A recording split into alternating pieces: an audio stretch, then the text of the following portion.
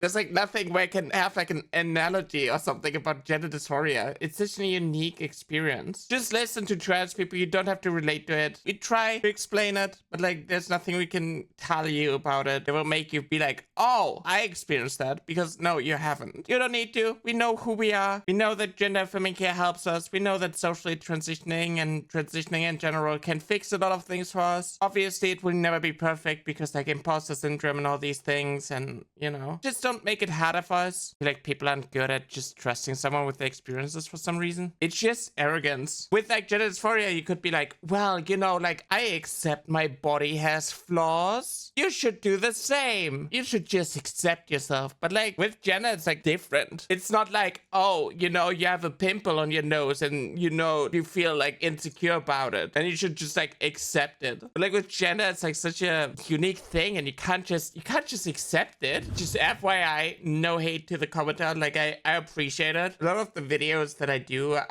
the target audience is mainly people, they know they are trans and they're trying to figure themselves out a little bit more. Or it's people who are just like curious about like all the things and not necessarily like transphobic people. I'm not trying to change anyone's mind about like being transphobic and whatnot. Like you can be a shitty person. I don't give a fuck. Just leave us alone. I'm just trying to explain like my perspective as a trans person who's been going through all these things and who has been shoved into like a certain box because of society, and I had to work through a lot of like transphobic experiences, and who was deterred from pursuing transitioning because I believed a lot of the things that right-wingers were telling me. Essentially that it will never be good enough. You will always be like a man. You're never going to be like perfect and it's just for nothing. In the end, you're still going to be a male. And you know, it's not perfect. We don't have the technology to make it perfect. You can't take my brain and put it into another body. I can't go to a Ripper Dog and get the cyberware update. It's not like cis women aren't insecure about like certain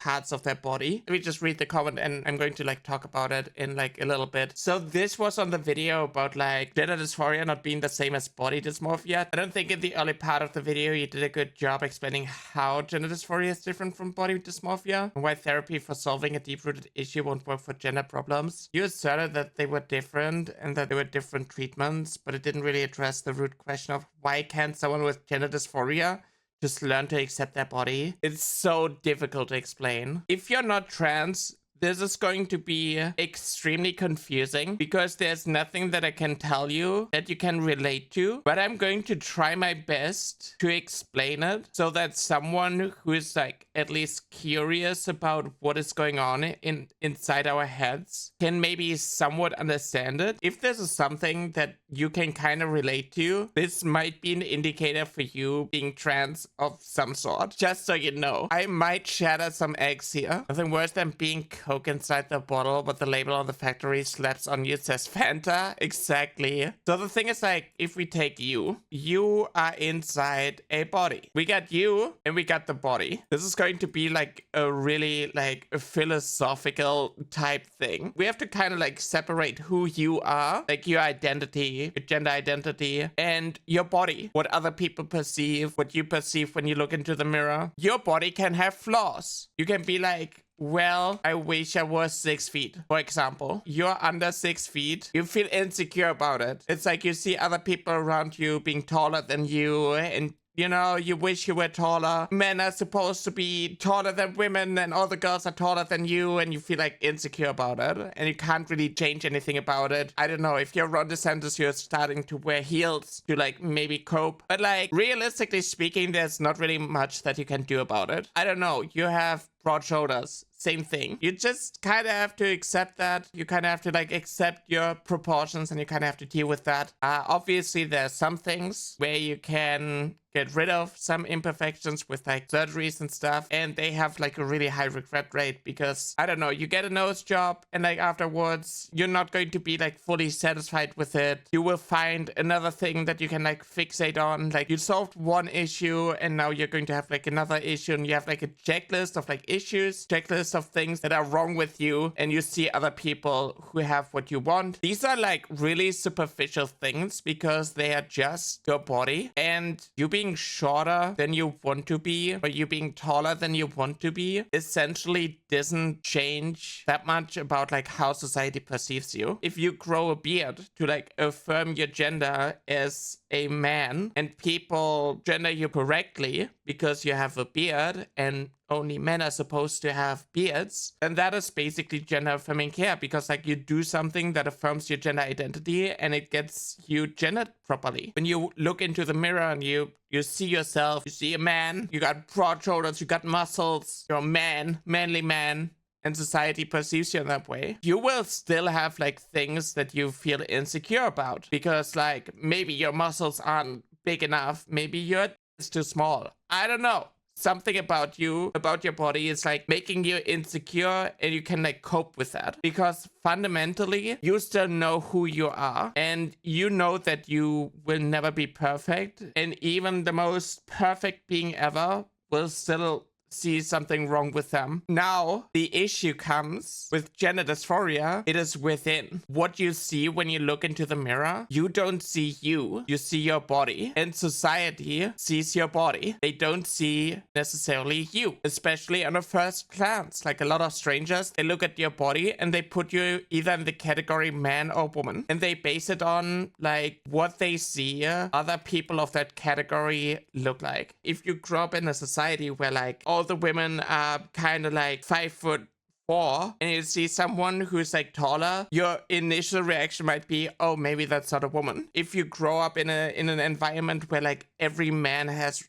really short hair, and then you see someone with long hair, you might be, oh, that's a woman. That happens. A lot of cis people get misgendered. They put you in either category. And if you're more androgynous, there's a lot of overlap, but like people will still put you like in either or. They're not going to be like, maybe they're non-binary. For example, Valorant, when I speak, I have a feminine voice, and a lot of people are like, well, women aren't real, so must be a gay man. And some people are like, what are you? They can't just be like, well, I don't know this person's pronouns. Maybe not just assume and shove them into a box and label them something. Maybe let people just like label themselves for a change. It would be amazing. But like people are so used to just like seeing someone and gendering them and being mostly correct that they can't even fathom the idea that maybe what they are seeing is actually not who you are. You can't really accept that what you are and what society perceives and what you see when you look in the mirror isn't the same. Sometimes, in rare occasions, nature makes a mistake, and your gender identity, your concept of yourself, is different from your body's biology. That creates gender dysphoria. You can't just accept that, especially not when there are things that you can do in order to change your body to be perceived by society properly. You know, like HRT, to have features that are closer to how you should have been. This is like a really difficult concept for people who just can't relate to it, to like understand. But like all you need to know is that gender affirming care helps trans people. It helps trans people be themselves. And sometimes HRT isn't enough. And then you get like surgeries. And we know that like the regret rate is like less than 1%. Meanwhile, when you do something like superficially, like a nose job or whatnot, the regret rate is like 10, 15, 20%. We still have flaws. We still have like these insecurities like everybody else. There are things on this list that we can't change, or that like we don't need to change. But this here, this solves this mismatch. It fixes this problem. It makes your body look like you. It gives you changes that are closer to you, to who you are. When you go through male puberty, your voice drops because of testosterone. That brings you further away from this. Your body is giving you changes that make you feel like you are not you. So puberty blockers can, for example, prevent this distance once you go through puberty and you see like changes of your body, and then they make you feel like you're getting further and further away from who you're supposed to be, from who you are inside. It causes gender dysphoria, and it makes you depressed and like anxious and like whatnot. It gives you suicidal thoughts. It makes you feel hopeless. You can't just accept that. You can't just accept your fate and be like, well, you know, who I am will never be who I'm supposed to be because my body's biology is wrong, you can do something about it. Like HRT helps a lot. For a lot of people, socially transitioning is enough. If you are dysphoric about like a lot of things because of the things caused by your body's biology, by your body's puberty, like HRT can kind of bring you closer again. And like for me, surgery fixed that mismatch even more. If I'm here, if this is what we are inside and this is the body, it drifts further and further away. But like because of HRT, because of socially transitioning,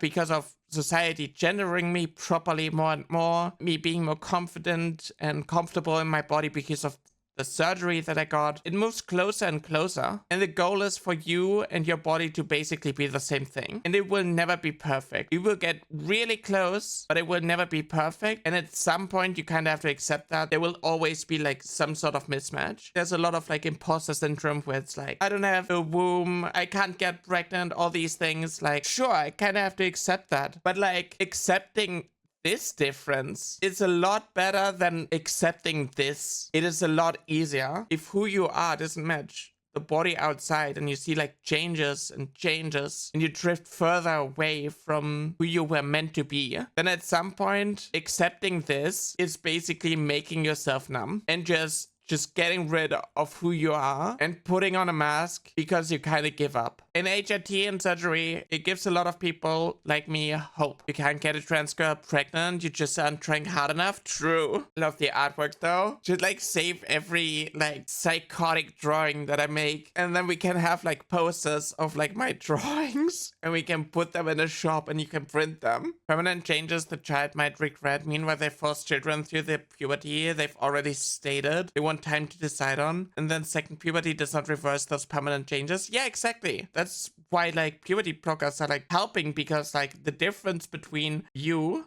and people who were assigned at birth, the gender that you are inside, isn't really big. We got you, we got others of the gender identity that you want to get to, and others of the biological sex that your body is. So pre-puberty, there's not a lot of difference, except for like a lot of like social things. Girls are supposed to have long hair and focus on, you know, just painting their nails. And meanwhile, boys are, you know, running around outside and fist bumping each other. I don't know. Like during puberty, your body moves in this direction, but you want to be here. And because of puberty, you see like these changes and it just gets further and further away. It drifts more and more out of your reach. Before you could have been one of the girls, painted your nails with the girls, but like because of puberty, like the distance gets further and further away and it kind of slips out of your hand. Meanwhile, your body is just like with them, and it causes a lot of like mental distress.